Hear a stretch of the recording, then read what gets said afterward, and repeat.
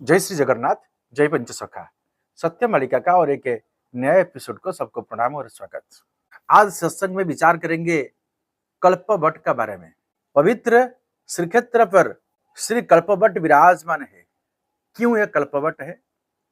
ये कल्पवट कल्प कल्प का पेड़ है। इसको अक्षय वट माना जाता है। जिस वट का क्षय नहीं होता है, इसी वट को अक्षय वट माना जाता है।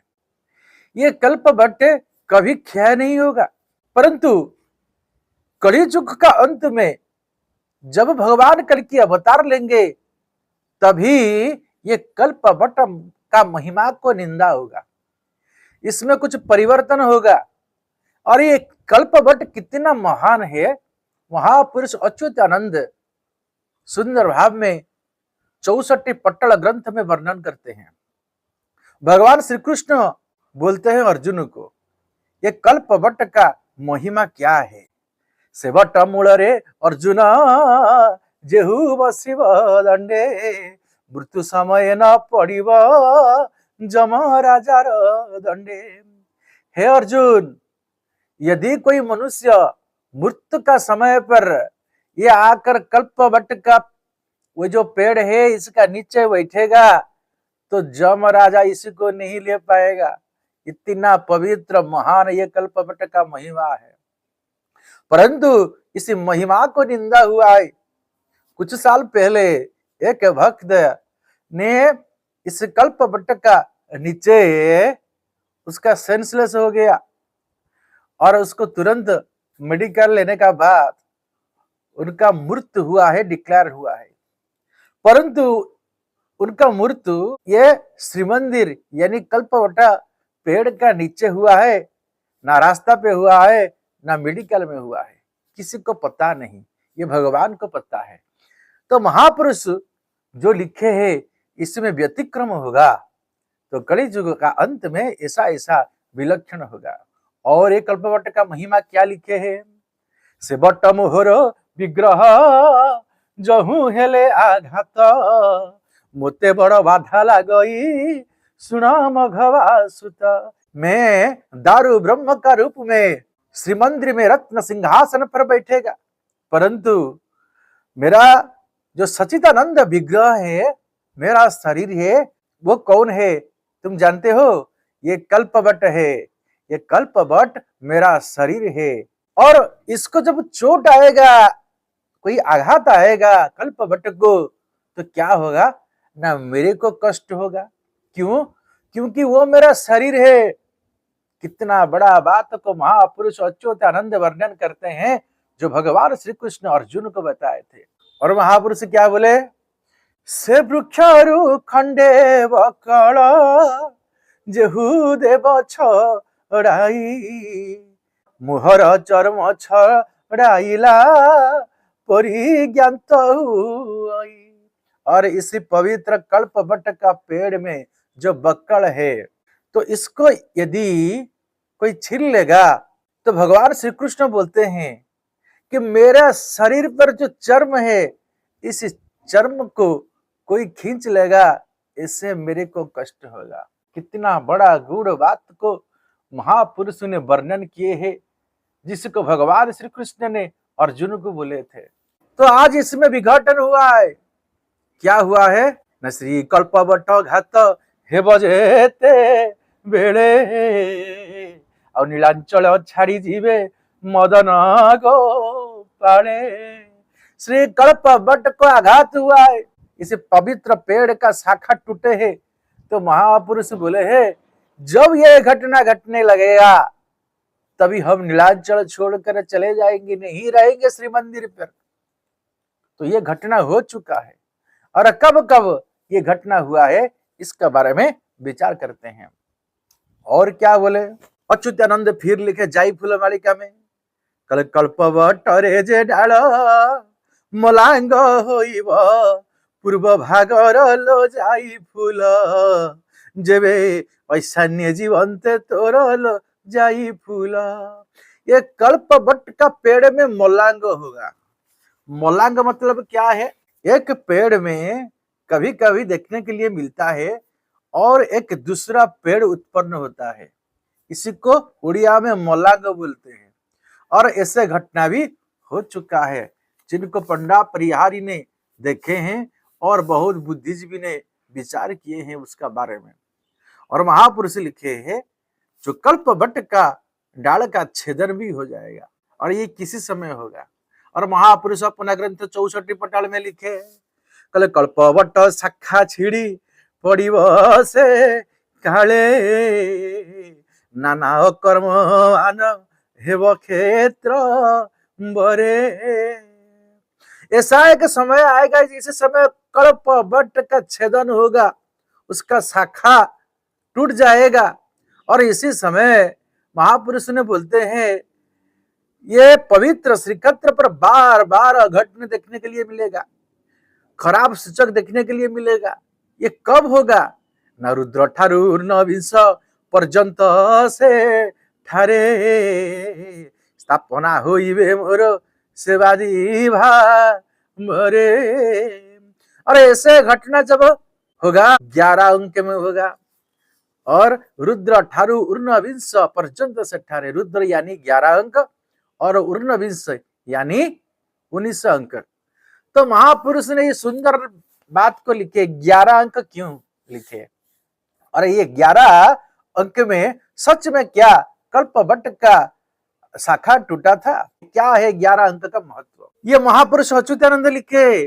तो महापुरुष अच्युतानंद का 11 अंक से यह घटना घटने के लिए महापुरुष लिखे।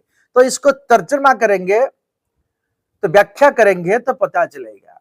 तो महापुरुष अच्युतानंद का 13 जन्म श्री गुरु माधव ने 1924 में जन्म हुए थे और जब शरीर छोड़े तो 2007 को छोड़े। तो जितना कल की लीला होगा यह आपातत महापुरुष अच्युतानंद यानी श्री गुरु माधव का अंक में होगा, जिसको महापुरुष वर्णन किए हैं। तो महापुरुष लिखे हैं तो महापुरुष का अंक में होगा। तो जब वो शरीर छोड़कर संसार से चले जाते हैं वहीं से उनका अंक शुरू होता है। ये बहुत गुरुत्वपूर्ण बात है। तो महापुरुष का अंक क्या है ना? महापुरुष का 11 अंक में होगा, यानी 2007 में चले गए तो 11 जोड़ेंगे तो 2018 में कल्पवट का शाखा टूटा था। महापुरुष 600 साल पहले लिखे थे। कितना बड़ा गूढ़ रहस्य बात लिखे थे जो आज सच हो रहा है। ये 2018 को क्या सच में हुआ था? 2018 में 22 तारीख को कल्पवट का एक शाखा टूट गया। ये अक्षर अक्षर सत्य है। तो महापुरुष कितना सुंदर बात को लिखे थे। और क्या होगा? और 12 अंक यानी 2019 को भी ऐसा घटना देखने के लिए मिला था जब फनी सुपर साइक्लोन हुआ और इसी समय बहुत सारा शाखा टूट गया, क्योंकि ये फनी साइक्लोन इतना बड़ा हंगामा किया, बहुत सारा नष्ट भ्रष्ट हो गया। और फनी कब हुआ था ना? मई 3 तारीख 2019 को हुआ था। और महापुरुष ने बोले थे 11 अंक को हुआ और 12 अंक को भी हुआ। तो 11 अंक से 1900 अंक तक ऐसा श्रीमंदिर में बहुत सारा अघटन होगा। युद्ध पक्षी आकर बैठा श्रीमंदिर का ऊपर में, पति तपावन में आग लग गया, पति तपावन नीचे गिर गया और वज्राघात हुआ और खून का छिट्टा पड़ा। ऐसे बहुत सारा अनर्थ हुआ है श्रीमंदिर में। एक एक बात को हम विचार करते हैं। तो आज महापुरुष लिखे थे कि वही कल्पवट बार बार आघात होगा। और भगवान श्री कृष्ण बोले थे जब कल्पवट को थोड़ा सा आघात होगा तब हम नहीं रहेंगे, नीलाचल छोड़कर चले जाएंगे। और देखो कितना शाखा टूट गया। जो महापुरुष वर्णन किए कि यदि कल्पवट को थोड़ा आघात होगा तो वो मेरा शरीर है तो मुझे बहुत पीड़ा होगा, कष्ट होगा। जब कल्पवट टूट जाता है तो सोचो क्या भगवान सच में श्रीमंदिर पर है? नहीं है। गुरु माधव का समय से वही घटना सब हो रहा था। तो जो महापुरुष अच्युतानंद वही है गुरु माधव। और बाद में कैसे भगवान कल्की देव हुए उसका बारे में अगले समय पर विचार करेंगे। और मान्यवर अदालत ने भी वो डिसीजन दिए कि जो सेवायत के बारे में विचार है कुछ कुछ नया सवैत को अपॉइंटमेंट किया जाएगा। वो घटना भी महापुरुष 600 साल पहले बोले थे।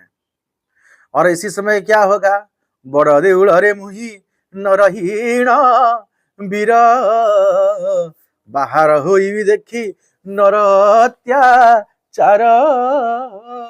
और महापुरुष सुंदर भाव में वर्णन किए, ऐसे मनुष्य लोग अत्याचार करेंगे और इसी वजह से हम और बड़ देउल में यानी श्री मंदिर पर नहीं रहेंगे।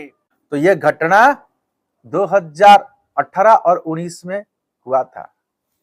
और महापुरुष और एक बात लिखे है कि कल्प बट मोर छेदन होइब देखिबु तू नयन रे। पहले भक्त लोग ये घटना देखेंगे कि कल्प भट्ट को टिक टिक किया जाएगा। और जब फनी का समय पर 2019 को कटर मशीन लगा के टुकड़ा टुकड़ा किया, तो जो बात लिखे थे वही वही हुआ है। और महापुरुष क्या लिखे, समुद्र बता सजे मारिण शिव कल्पवट मोर भांगी पकाइब। और महापुरुष लिखे थे एक समुद्र से बतास आएगा, वो मेरा कल्पवट को तोड़ देगा। और वही घटना हुआ फनी में। और महापुरुष जो बात लिखे थे वो घटना सब हो चुका है। और महापुरुष एक बात लिखे थे, कहले समुद्र उठी आसिब बतास बहिब श्री कल्पवट मोर भांगी पकाइब सत्य भाव हे सालउन सत कर ठाव हे। और 1969 यानी 1999 को एक सुपर साइक्लोन आया था। इसमें उड़ीसा पूरी तरह से ध्वस्त विध्वस्त हो गया था। तो महापुरुष वही बात को लिखे थे, ऐसे समय आएगा और इसी समय भी मेरा कल्पवट से शाखा टूट जाएगा। और ये घटना सुनने के लिए मिला था। तो महापुरुष जो बात लिखे हैं तो आज सत्य सत्य सत्य हुआ है। ये तथ्य का आधारित में ये माना जाता है कि भगवान जगन्नाथ नीलांचल में है, परंतु उनका कड़ा से भगवान कल्कि अवतार लेकर जन्म हो चुके हैं। उद्धव भक्ति प्रदान ग्रंथ में महापुरुष अच्युतानंद ने लिखे कि मैं जगन्नाथ का रूप में रहूंगा, परंतु मानव तनु में धरावतरण करूंगा। कल के रूप में जो महापुरुष ने लिखे हैं वो सब घटना हो चुका है। तो निवेदन करेंगे सब प्रभु जी का एकाक्षर नाम माधव, इसी पवित्र एकाक्षर नाम को जप कीजिए, घर घर में गीता भागवत पठन कीजिए, अब सब सात्विक खाद्य आहार कीजिए। आज के लिए सत्संग को वहीं पर विराम देते हैं। जय श्री जगन्नाथ, जय पंचसखा, जय श्री माधव, जय श्री माधव, जय श्री सत्यानंद माधव।